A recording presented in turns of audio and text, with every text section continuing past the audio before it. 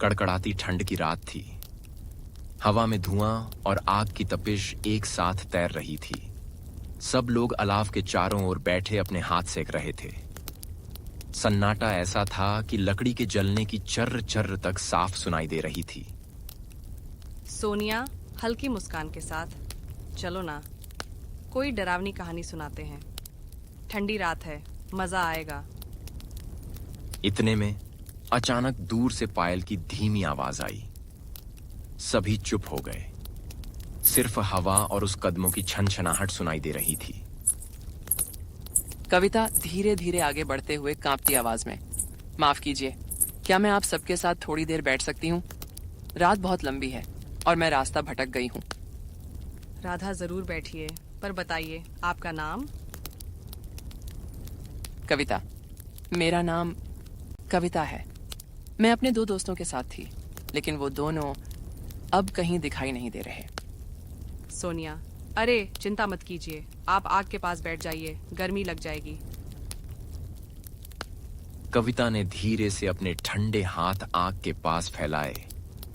उसकी परछाई लहराई, जैसे लौ में कुछ अनजाना चेहरा झलक गया हो। राधा ने एक गहरी सांस ली और कहानी शुरू की। राधा, बहुत पुराने जमाने की बात है। एक छोटा सा गांव था, नाम था खुशहालपुर। गांव वाले सादे, नेक दिल और एक दूसरे के सच्चे साथी थे।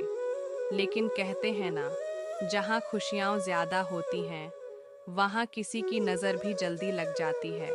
एक दिन गांव में एक अजीब सी औरत आई। मैले कपड़ों में, हाथ में लकड़ी की छड़ी ली। चुड़ैल, भिखारन के रूप में टूटी आवाज में, ऊपर वाले के नाम पर कुछ दे दो बेटा, खाली हाथ मत जाने देना, वरना ऊपर वाला भी रूठ जाएगा। गांव की औरत, अरे रुकिए माँ जी, कुछ देती हूँ, थोड़ी देर बाद लौटकर। ये लीजिए कुछ पैसे और ये गरम रोटी भी ले लीजिए।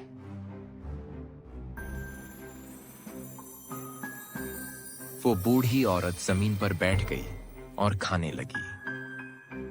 पर किसी ने नहीं देखा कि उसके पैरों की छाया जमीन पर नहीं थी। चुड़ैल धीरे से मुस्कुराते हुए, ये लो, ये चावल का दाना अपने घर में रख लेना। जहाँ यह रहेगा वहाँ बरकत रहेगी। और हाँ, ये काला धागा, इसे उस पुराने पेड़ में बांध देना, बहुत शुभ होगा। रात ढलने लगी और उसी पेड़ के नीचे से भयानक कराहने की आवाजें आने लगी। बूढ़ी औरत कांपती हुई, कौन है वहां? बाहर कौन है? उसने झांक कर देखा। एक लंबी औरत, सफेद साड़ी में, बाल जमीन तक लटक रहे थे, चेहरा जला हुआ और आंखों में लाल आग जल रही थी। तुम कौन हो? यहाँ क्या कर रही हो? हाँ, अब मैं लौटी हूँ अपना हक लेने। हर जवान औरत अब मेरी भेंट बनेगी, वरना मैं इस गांव को राख बना दूंगी।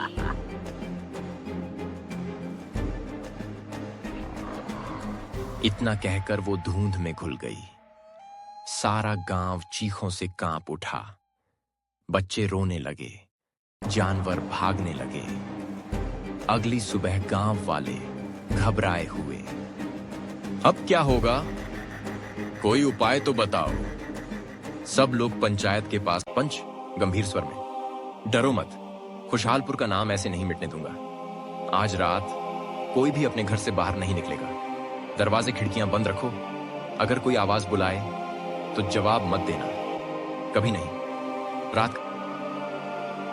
रात के ठीक 9 बजे हवा थम गई और फिर एक चीख गूंज उठी। चुड़ैल भयानक गर्जना में, मेरा शिकार दो, वरना मैं तुम्हारे गांव की हर आत्मा निगल जाऊंगी। हर घर में सन्नाटा छा गया। सब सांस रोके बैठे थे। अगली सुबह बच्चा धीरे से, मुझे कुछ पता है। कुछ दिन पहले एक बूढ़ी औरत आई थी। उसने सविता आंटी को चावल दिया था और कहा था पेड़ में बांध देना। मैंने देखा था वो धुंध में गायब हो गई थी। सच में। पंच के चेहरे का रंग उड़ गया। पंच, अब सब समझ में आ गया। हमें उस जादू को तोड़ना होगा।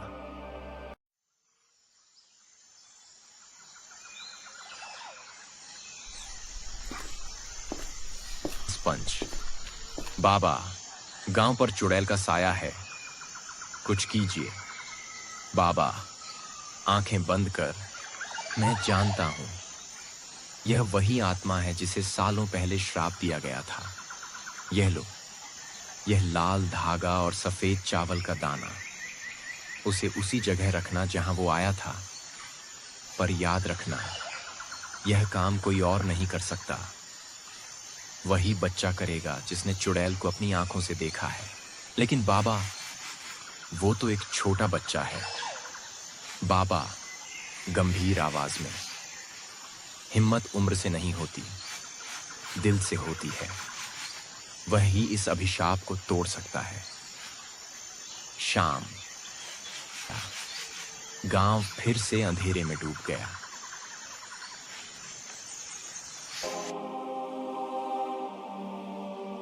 बच्चा कहाँ है? बच्चा कांपते हुए आगे बढ़ता है।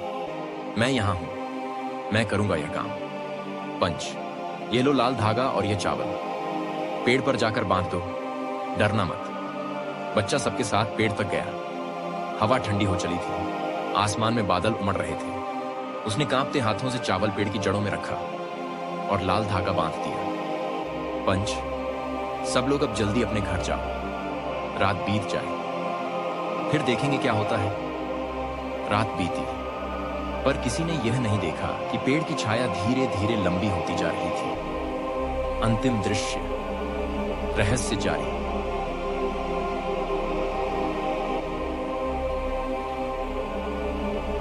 रानी, राधा, क्या कहानी खत्म हो गई? राधा धीरे से मुस्कुराते हुए, नहीं, कहानी तो वहीं से शुरू होती है जहां धागा बंधा था। सोनिया घबराकर, मतलब चुड़ैल अब भी जिंदा है? राधा, हाँ, आज भी उस पेड़ में लाल धागा बंधा है और जो भी रात को वहां जाता है उसे वही साया दिखता है, वही ठंडी सांसें सुनाई देती हैं।